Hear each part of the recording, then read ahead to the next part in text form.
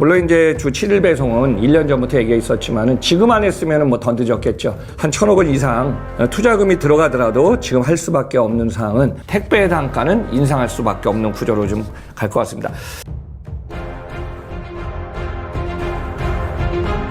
유통의 시청자 여러분들 안녕하십니까. 지금 택배 업계가 지금 급변의 시기를 맞고 있습니다. 우리나라 택배 리더 기업 대한통운이 주 7일 배송을 시작했습니다.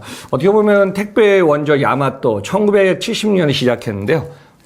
20여 년 전부터 연중 무휴입니다, 택배. 사실 소비자 관점에서 보면은 물류가 하루 쉰다, 안 쉰다가 중요한 게 아닙니다. 결국은 물량이 많으면 많을수록, 적으면 적을수록 물류는 업무의 흐름입니다. 그래서 스톱이 아니라 후로기 때문에 택배가 중요한데, 왜 대한통운이 지금 7일 배송을 할 수밖에 없었을까요?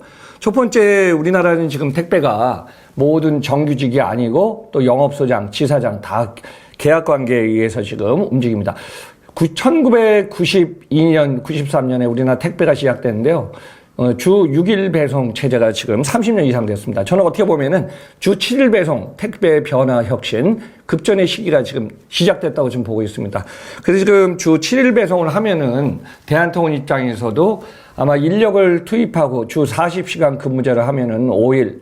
어떻게 보면 라이벌 기업이라고 할 수 있는 쿠팡은 이미 전국 물류센터를 갖춰놨고요.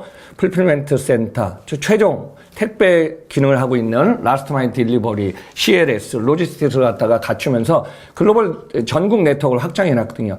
그러니까 화주 물량, 결제 금융이죠. 유통, 판매, 물류, 배송, 거기다가 이제 반품, 회수물류까지 그 모든 걸 갖다가 원스톱 서비스를 하고 있는데, 대한통운이나 택배사들은 처음에 스타트가 뭐냐면은 거래처 물량을 받아서 딜리버리 하는 배송과 또 영업소장들이 직접 갖고서 영업하는 지파액이 두 가지가 있었거든요. 근데 이렇게 갖고는 지금 물동량 창출이 정체된 상황이기 때문에 더 어려웠다고 보시면 될 것 같습니다.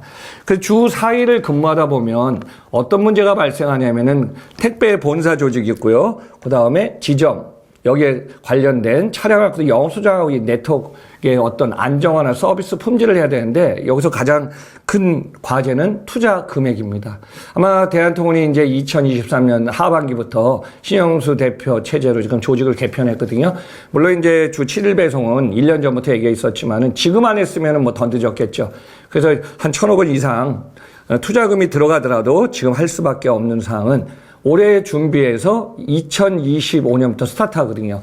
그래서 이제 배송 조직이라든가 전국 터미널도 마찬가지입니다. 분류 인력, 기본적으로 터미널에 물량이 들어가서 나오려면 분류 인력, 또 지점에 와서 또 택배 차량에 옮기는 배송 거점 간에 물품 분류, 이런 것들이 다 지금 필요하거든요. 그래서 결국은 로테이션을 하면서 기존의 6일 체제가 7일 체제면 어떤 상황이 좋으냐면요. 물량이 많으면 많을수록 적으면 적을수록 소비자 입장에서는 그냥 집 앞에 갖다 주는 게 당연한 세상이 되었기 때문에 지금 상황에서는 이게 그대로 가야 될 수밖에 없습니다. 근데 대한통운이 치고 나가는 시점에 지금 제가 한진하고 롯데, 대한통운의 거의 규모는 한 3분의 1 정도 되는데, 이 두 회사도 지금 사실 하고 싶지만, 첫째, 투자 금액이 이미 많이 들어가 있고요. 또는 인력을 로테이션 하려니까 이게 쉽지 않습니다. 그리고 물류 현장이 안정화하고, 지금 대한통운 입장에서도 전국 거점의 영업소장들, 지사장들 관련해갖고 이것이 계속 공유하면서 지금 아마 3분기, 지금 4분기 시점 진행하는데, 아마 내년에도 아마 초기에는 조금 안정하기에는 쉽지 않을 걸로 저는 보고 있습니다. 근데 이제 한진하고 롯데도 이 상황을 지켜보면서 이걸 해야 되냐 말아야 되냐 하면은 돈이 드는데, 또 인력, 이런 문제가 계속 지금 과제가 되고 있습니다.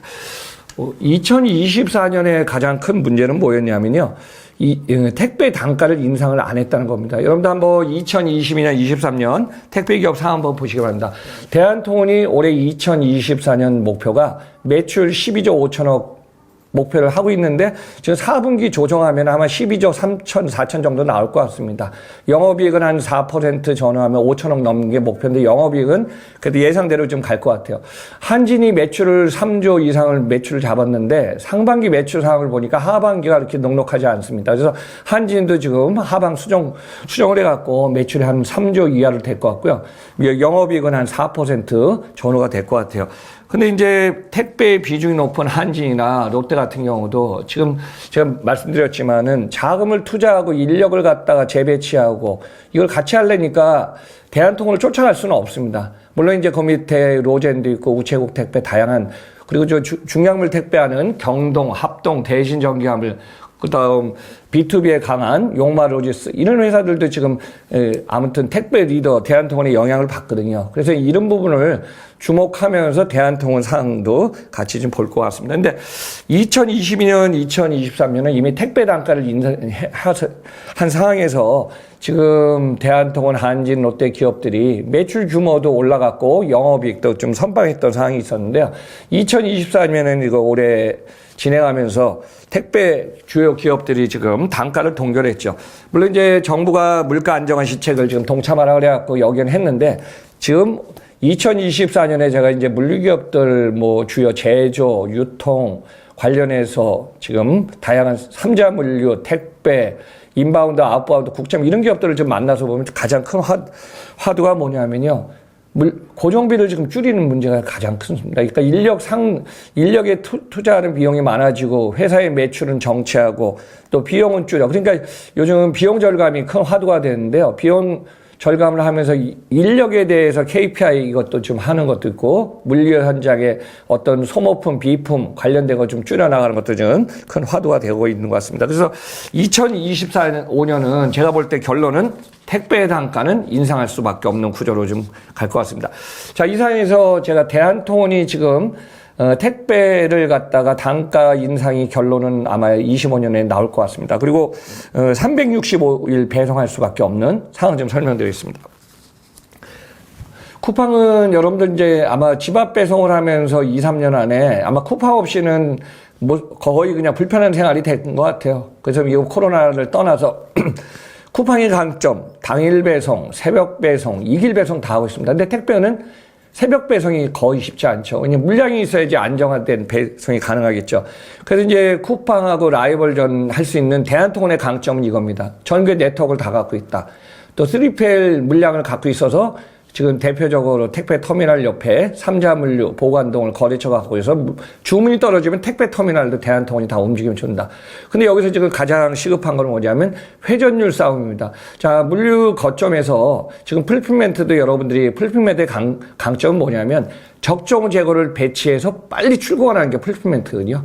그래서 수주 이야기라는 게 이제 아마존이 1999년에 풀필멘트 센터 명칭하면서 사용했던 것인데 이 사항을 쿠팡은 안정화시키면서 모동을 했지만은 대한통운 같은 경우는 결국은 물류센터에 지금 회전율을 좀 올려야 되거든요. 그래서 지금 대한통운이 어떻게 하고 있냐면은 무조건 365일 체제에서 뭐 여러분들 대한통운의 그 저기 네임이 있지 않습니까? 오네. 오늘 오네, 새벽에 오네, 뭐 당일 오네. 근데 어때요? 매일 오네입니다. 그래서 매일은 뭐야? 거래처를 갖다가 기존에는 플랫폼 회사들 많이 있지 않습니까? 근데 플랫폼 회사들의 규모 대표적으로 보면 어때요? 쿠팡, 네이버, 독주. 아마 네이버는 업무 제휴를 했고 또 지분 교환을 하면서 네이버의 물량은 다 이제 쿠팡이 많이 하고, 대한통운이 많이 하고 있고요. 또 G마켓, 신세계 관련은 벌써 이미 물량이 지금 대한통운 쪽으로 움직이고 있습니다. 그래서 대표적으로 2024년 상반기 대한통운의 택배 물량이 한 8억 1,660만 개 한 것 같아요. 한 전년 대비 한 3.6% 증가했는데 이렇게 증가해갖고는 큰 물량 증가라고 지금 볼 수 없습니다. 그래서 24년 7월부터 G마켓 물량 유입 월 한 140에서 220만 개, 한 200만 개 정도 늘어날 것 같고요. 25년부터 쓱닷컴 물량 월 300만 박스 정도 예상하다 보니까 뭐 합치면은 이게 뭐 5천만 박스에서 뭐 1억 박스 정도 될 것 같아요.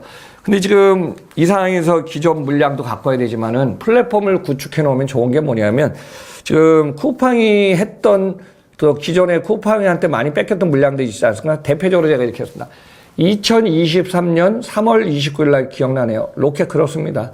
쿠팡도 물류센터, 풀필멘트 센터 안에 거래처 물량을 갖다가 지금 쿠팡 안에서 물량을 갖다가 안전 물량을 갖고 있는데 쿠팡에서 보관, 피킹, 출고, 배송, 반품, 회수물류 다 하거든요. 그러니까 어떤 물류의 총 물류 비용을 갖다 컨트롤할 수 있다 보니까 여기에 대한통운, 한진, 롯데, 또 로젠이 줬던 물량이 다 어떻게 쿠팡 물량으로 갈 수밖에 없던 구조죠. 그러니까 우리가 대한통운이 택배 물량이 많냐, 쿠팡이 많냐가 아니라 쿠팡은 안전적으로 물량이 규모가 작더라도 작은 것대로 이제 올라갔었죠. 그 이 상황에서 대한통운은 무조건 쿠팡을 잡아라가 아니라 기존의 거래처를 잡아라. 플랫폼에 있는 물량이 크건 작건 이런 물량을 잡아라가 큰 화두가 됐습니다. 대표적으로 이제 택배 조직은 여러분들 본사 조직은요. 본사 조직에서 법인 물량을 갖다 계약을 컨트롤합니다. 그리고 이제 지점 또 영업소장들은 자기가 이제 영업을 해서 집합 물량 월 물동량이 10,000개 이상 5만 개, 10만 개면 상당히 커지는 거거든요. 그러면서 이제 배송 수수료, 집합 수수료는 택배 회사마다 이게 다 요율이 좀 다릅니다. 근데 이제 중요한 거는 택배 단가라는 게 있거든요. 한 개당 얼마. 근데 최근에 크게 바뀐 게 뭐냐면은 택배 크기가 많이 다운사이징 돼서 소형화물로 많이 바뀌었답니다. 아마 코로나 이전 5년, 10년 전만 해도 중량물 택배 사실 돈이 안 됐죠. 쌀도 20kg 이렇게 했는데 최근에는 소형화물로 많이 바뀌다 보니까 택배 단가는 많이 떨어졌을 거예요. 평균 단가는 아마 2,200원 정도 제가 알고 있습니다. 그렇지만은 이 물량을 갖다가 많이 줄어든 대신에 또 배송하면서 그만큼 늘려야 되는 것이 지금 대한통운의 상황이 아닌가 보고 있습니다. 그래서 아마 저는 2025년에 대한통운은 주 7일째 배송하면서 아마 시행착오를 좀 할 것 같아요. 그렇지만은 이 안정화, 보통 이제 우리가 분기별로 기업들도 점검하고 체크하는데요. 분기별로 체크하고 상반기 안에 안정화하는 게 지금 가장 시급한 것 같습니다. 근데 안정화, 아마 물류 현장도 아마 세팅하면 가장 중요한 게 뭡니까? 시스템을 잘 도입해서 현장 인력을 투입해서 현장이 스톱하지 않게 안정화시키는 시기가 보통 3개월, 6개월, 길게는 1년 걸리거든요. 그래서 이제 전국의 거점을 안정화시키는 게 우선인데 택배 본사 조직은 또 법인 팀들 영업력 강화하면서 물량을 더 확대시킬 거고 또 물류 현장에서는 택배 서비스, 인력들, 표준화 매년시켜서 이 안정화 또 서비스 가치 향상하는 쪽으로 지금 가야 될 것 같습니다. 그리고 이제 경쟁 기업하고의 이 관계가 아마 저는 2025년 되면은 한진하고 롯데도 왜 지금 인프라나 투자하면서 많이 하고 싶지 않겠습니까? 그렇지만은 그 어떤 규모에 맞춰서 또 거점에 맞춰서 물량에 맞춰서 진행할 수밖에 없는 구조로 갈 것 같고요. 그러면 어떻게 보면 경쟁 기업 한진하고 롯데에 있는 거래처 물량이 또 대한통운으로 좀 갈 수 있을 것 같아요. 그 다음에 이제 한진하고 롯데, 특히 이제 로젠 같은 경우는 거의 C2C가 많은 상황이고 또 어떤 택배에서는 이제 조직의 안정화라든가 이 품질 서비스는 객단가는 로젠 택배가 상당히 좀 높은 편이거든요. 그러면 고려하면은 오히려 한진하고 롯데 물량이 대한통운으로 좀 가지 않을까. 저는 한번 그렇게 예상 좀 해보고 있습니다. 그래서 지금 대한통운 입장에서도 지금 글로벌 사모펀드, 어피니티, 에코티, 파트너스, 전략적 제휴하면서 지금 다양한 업무 협약을 많이 하는 것 같아요. 그래서 지금 국내 시장 아니라 해외 시장까지 아마 전 세계 물류 네트워크는 우리나라 기업 중에 제가 알기로는 어떤 LX 판토스, 포워딩하면서 이제 전 세계 네트워크가 많은 기업이고요. 또는 현대 글로비스가 아마 최근에 보니까 매출이 26에서 27조 원 정도 나왔더라고요. 어떻게 보면 대한통운보다 매출 규모가 2배 이상 큽니다.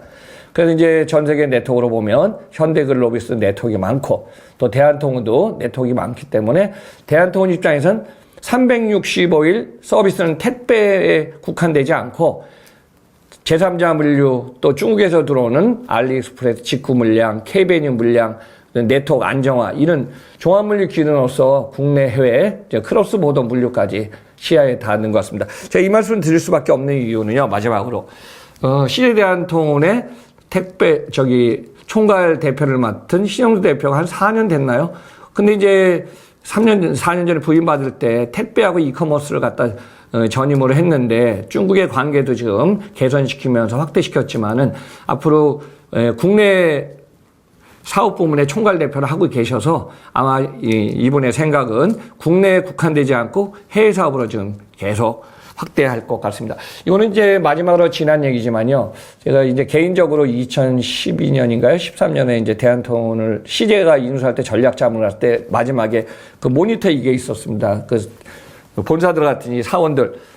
자, CJ 대한통운 2025년 매출 목표 25조 원, 국내 12조 12조 5천억 원, 해외 12조 원. 결국은 25조를 목표했지만 그게 쉬운 건 아니었지만은 앞으로 CJ에 대한 돈은 2030년을 향해서 달려가기 때문에 지금 주 7일 배송 포함해서 이 시장을 향한 거는 아마 내년도 스타트가 되지 않을까 이렇게 보고 있습니다. 자, 2부에서는 이제 택배 관해서 한중일 택배, 글로벌 택배 관련해 갖고요. 이 사항을 한번 좀 점검해 보겠습니다. 자, 여러분들 다음 방송에서 뵙겠습니다. 감사합니다.